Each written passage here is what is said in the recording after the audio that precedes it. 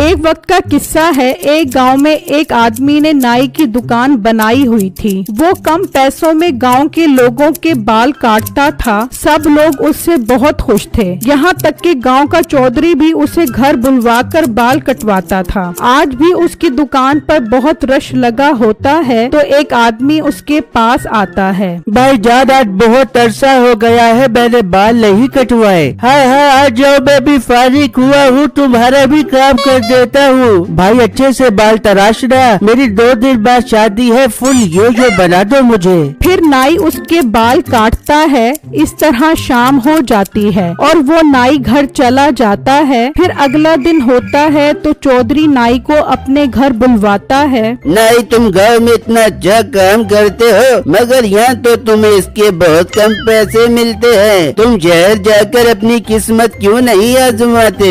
चौधरी साहब, क्या तो आप बिल्कुल ठीक रहे हो, पर यहाँ मेरी दुकान कौन चलाएगा? यहाँ तो कोई भी आ जाएगा। तुम्हें कुछ अर्सा शहर में जाकर काम करना चाहिए। मेरा एक दोस्त है वहाँ, उसका पूरा कारोबार है, तुम्हें उसके पास जाना चाहिए। उसे तुम्हारे जैसे आदमी की तलाश है। चौधरी साहब, मैं घर वालों से मशवरा करके कल आपको बताता हूँ। वो नाई खुशी खुशी घर जाता है और घर वालों को ये बात बताता है तो वो सब बहुत खुश होते हैं। हाँ बेटा, चौधरी साहब बिल्कुल ठीक कह रहे हैं, तुम्हें शहर जरूर जाना चाहिए। फिर अगला दिन होता है तो नाई दुकान पर परेशान बैठा होता है तो बिट्टू वहाँ आता है। भाई साहब, आज मैंने बाल कटवाने हैं, क्या आप फारिग हैं? हाँ बिट्टू, फारिग तो हूँ, पर कुछ सोच रहा था मैं। भाई क्या हुआ, आप क्यों परेशान हो और क्या सोच रहे हो? फिर नाई उसे चौधरी वाली सारी बात बताता है।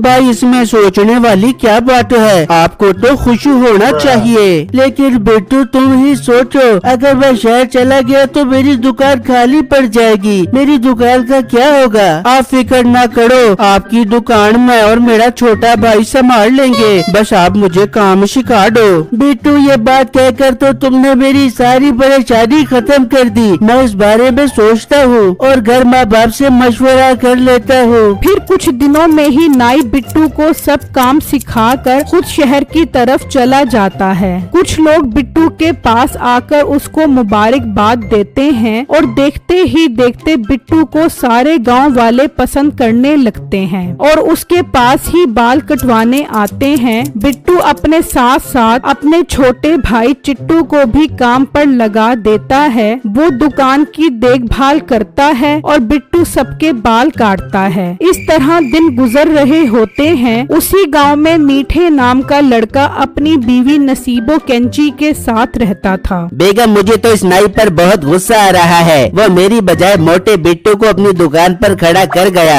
उस घंटे के पूरे गांव में चर्चे हैं और मेरी कोई भी इज्जत नहीं करता। मीठे, मेरी जान के टोटे, तू परेशान क्यों होता है? तू उसकी दुकान के सामने अपनी दुकान खोल ले और कम पैसों में बाल काट बेबियो।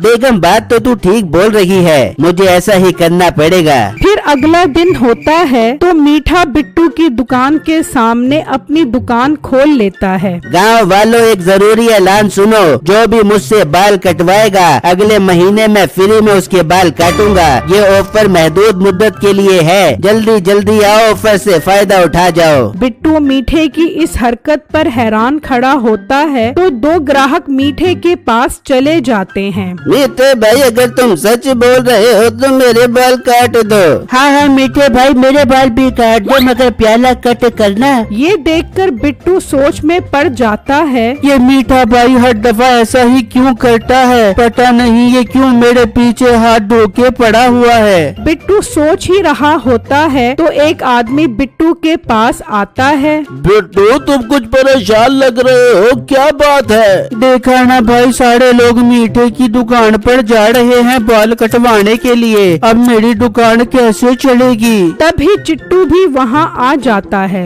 बिट्टू भाई, कोई बात नहीं, जाने दो गांव वालों को उसकी दुकान पर। मीठे भाई को बाल तो काटने नहीं आते, देखना सब लोग वापस हमारी दुकान पर आएंगे। जब शाम होती होती है और मीठा सारे दिन के पैसे लेकर घर आ जाता है और नसीबो ये देखकर बहुत खुश हो जाती है। अरे मीठे, आज मैं बहुत खुश हूँ, लगता है अब हम बहुत जल्दी अमीर हो जाएंगे। अरे मेरी मोटी बेगम, आगे आगे देख होता है क्या।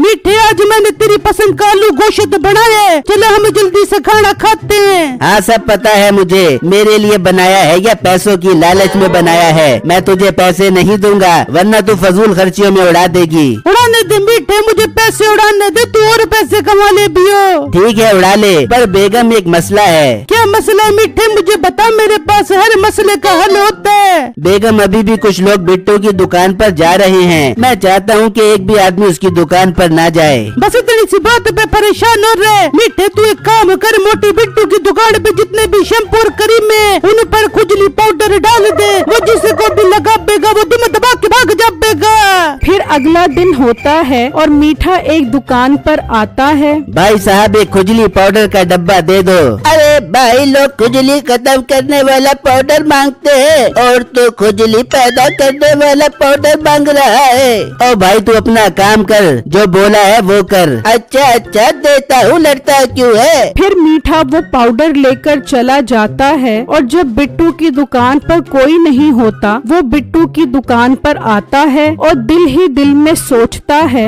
अब इस मोटे को मजा चखाऊंगा। जब सारे गांव वाले खुजली की वजह से मोटे को मारेंगे तो बहुत मजा आएगा। फिर मीठा जैसे ही खुजली वाला पाउडर डालने लगता है तो चिट्टू वहाँ आ जाता है। ओ मीठे, तू यहाँ क्या कर रहा है हमारी दुकान पर, और ये तेरे हाथ में क्या है। चिट्टू, ये खुशबू वाला पाउडर है। चिट्टू पाउडर को गौर से देखता है। ओ मीठे, ये तो खुजली पाउडर है। अच्छा, तो तू हमारी शैम्पू और क्रीमों में मिलाकर हमारे ग्राहक खराब करना चाहता है। मैं अभी सब गाँव वालों को बुलाता हूँ। नहीं नहीं चिट्टू मेरे प्यारे छोटे भाई, किसी को मत बुलाना, मैं जा रहा हूँ, आइंदा कभी ऐसी हरकत नहीं करूँगा। ठीक है मीठे, दफा हो जा हमारी दुकान से। फिर मीठा वहाँ से चला जाता है। तभी बिट्टू भी वहाँ आ जाता है तो चिट्टू बिट्टू को सारी बातें बताता है। चिट्टू मेरे छोटे भाई, हम क्या कर सकते हैं, मीठा बहुत ढीठ है, इसको सिर्फ गांव के चौधरी साहब ही सजा दे सकते हैं। चिट्टू सोचने लगता है, अब मुझे कुछ करना होगा, मुझे मीठे पर नजर रखनी होगी। फिर अगला दिन होता है तो एक आदमी मीठे के पास आता है। क्या तुम बिट्टू को जानते हो। हाँ जानता हूँ, पहले बताओ क्या काम है। चौधरी साहब ने बिट्टू को बाल कटवाने के लिए बुलाया है। ये सुनकर मीठा सोचने लगता है, क्यों ना मैं ही बिट्टू बन के चौधरी के पास चला जाऊँ और उसके बाल काटने के अच्छे खासे पैसे बटोरूं। क्या सोच रहे हो भाई। जी मैं ही बिट्टू हूँ, बताओ कब चलना है। कल सुबह जल्दी आ जाना, देर मत करना, चौधरी साहब ने शादी में जाना है। चिट्टू छुपा ये सारी बातें सुन रहा होता है। अच्छा, तो ये इसकी दूसरी चाल है, ये मेरे भाई की मेहनत पर डाका मारना चाहता है, इसको तो अब सबक सिखाना पड़ेगा। जब सुबह होती है तो मीठा चौधरी के घर की तरफ निकल पड़ता है तो चिट्टू भी चुपके से अपने पालतू कुत्ते को लेकर उसके पीछे जाता है और चौधरी के घर पहुंच जाता है। फिर मीठा जैसे ही चौधरी के बाल काटने लगता है तो चिट्टू अपना कुत्ता छोड़ देता है तो मीठा डर कर चौधरी के गलत बाल काट देता है। चौधरी शीशे में देखता है तो उसके बाल खराब कटे होते हैं। ओ मनहूस इंसान, ये तूने क्या किया मेरे बालों के साथ। चौधरी साहब, ये बिट्टू के कुत्ते की वजह से हुआ है। हाँ, बिट्टू के कुत्ते की वजह से। तो तू कौन है। चौधरी, मैं ही मीठा हूँ। तभी चिट्टू आ जाता है और चौधरी साहब को सारी बातें बताता है, जिससे सुनकर चौधरी को बहुत गुस्सा आता है। मुंशी, एक काम करो, इसे पकड़कर इसकी टिंड कर दो। फिर वो उसकी टिंड कर देते हैं। जब मीठा टिंड के साथ घर जा रहा होता है तो लोग उसे देखकर हंसते हैं। मीठे को अच्छी सजा मिल जाती है और सब गांव वाले बिट्टू की दुकान पर वापस आ जाते हैं।